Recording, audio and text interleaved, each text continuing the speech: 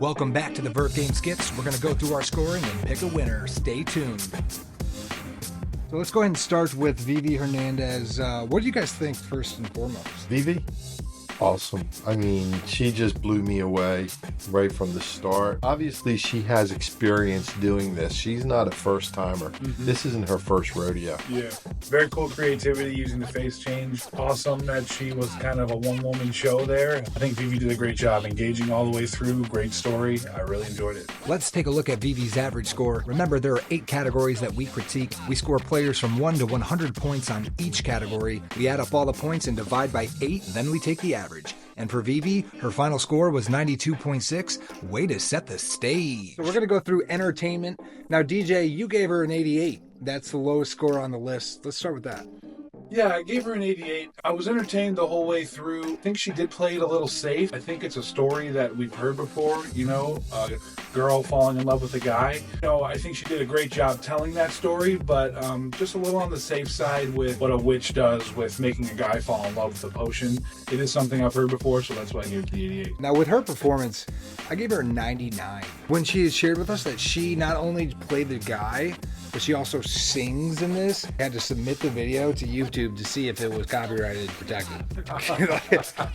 Anyway, I Shazammed it. I did it like multiple times. Beautiful voice. Fantastic work. Next category, we had creativity. Sam, you put 100 on that. I love it. It was everything that I had not expected.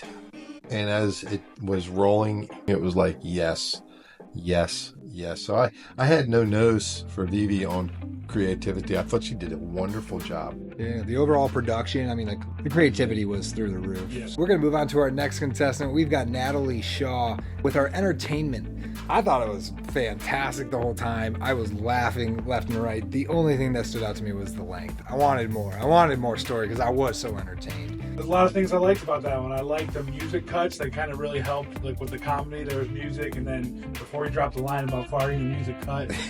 Really kind of helped deliver that line. Yeah, a lot I liked about that one. He actually framed it very nicely. And she also had some class about her when he talked about farting, how she kind of made that eye movement. I love those kind of eye movements in acting. That tells it all, tells the story. Now, Sam, with the story and script, you gave her an 80. I didn't see the story right from the beginning. I didn't see it planned for it. But I'm engaged. I mean, I just love the characters and the ability for these folks to be able to portray someone else. Costume, props, and effects, DJ, 72. Yeah, just wasn't really there for me with the costume, props, or effects. I think the whole setting was kind of off for a detective. I mean, they were just kind of in an apartment. We kind of talked about it when we watched it, but there was just these moments that took me out of the scene completely. Beyond that, I thought it was really great. And I don't mind how short it was because they got the story across in the minute and 15, and I like that. We're not going to share Natalie's final score quite yet, so let's move on to our next contestant, Stuart Petty, with his short film, Rendezvous. Now, with the story and script, Sam, you gave it a 95, so that hit you pretty hard. Oh, yeah. No, I mean, I really was looking for a little tissue, man, because I started to get a little tear, especially when I understood where he was going with it. You know, I felt the storyline with her passing and becoming a ghost where he could still see her, and then transcending with the bridge. I mean, that's the kind of thinking that I love. Now, the engagement, you gave it 100, so it kept you captured the entire time. The whole time. Yeah. I just wanted to see what was going to happen. Yeah. Now, DJ, creativity, that's one of your highest scores for that category. Tell us more. Yeah, I love the use of effects. I love the use of editing. I love the use of the ghostly fog that kind of came through. That's just very creative. And there was a moment when he starts reading the diary and you start to realize that it's his wife who's the ghost. That kind of gave you that moment of like, wow, this story is really coming. And to do that in a 5-minute skit is nothing short of unbelievable. Really great job, Stuart. He's got an effect of a light on it, Yeah. and he tracks it, which is incredible. If you do any video editing, that is not easy to keep it smooth. For me, there was just a couple scenes that need a little more attention with editing, but all around amazing work, and it's definitely a contender. Moving on to our fourth contestant from across the Atlantic, we have Maryann Ivy with her film The Jewel and the Shield. I wanted to watch that one a few times because that story that she portrayed and she created, I was just involved with it, you know, right from the beginning. I thought she did an excellent job. I agree. Now, her story, DJ, you gave her an 80, one of her lower scores for you. I just think that the story didn't come as full circle as I wanted it to. I was so engaged the entire time, and then all of a sudden we get to the neck snapping part, and then the person wakes up, and I was just left a little confused on where we went and how we got there. You can read into that kind of counting to 10 can mean your life in front of you. Some people can interpret that one way or another way. Yeah. I interpreted it that one lady only has so much time to live, but she doesn't want to live. She doesn't need to live forever. I got to give her credit because I think that the story, the script line was awesome. Yeah. Awesome. A lot of verve.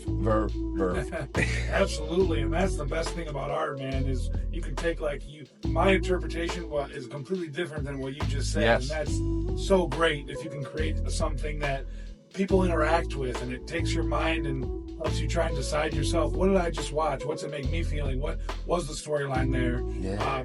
And I gotta say, the way this was shot was just absolutely brilliant. That location, I mean, really put me in the moment of where they were, that era. It was just, I mean, I'm blown away by how good that was. That was very, very good. Fantastic skit, Maryann. Very suspenseful. We're going to move on to our fifth and final contestant. We've got Brian T. Shirley with his short film, The Mark. Now, Brian took a different approach than everybody else, is how I felt. And I kind of like that. You know, it really stood out. It got you to really think about his versus all the other contestants. His was black and white, much different.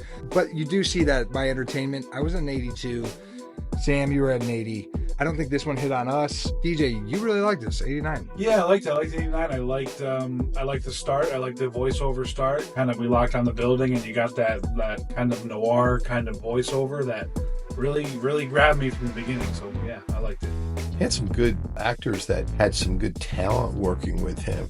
Brian pulled that together. He got some outside help that really brought him in. DJ, the one number that's standing out to me for your score is the engagement.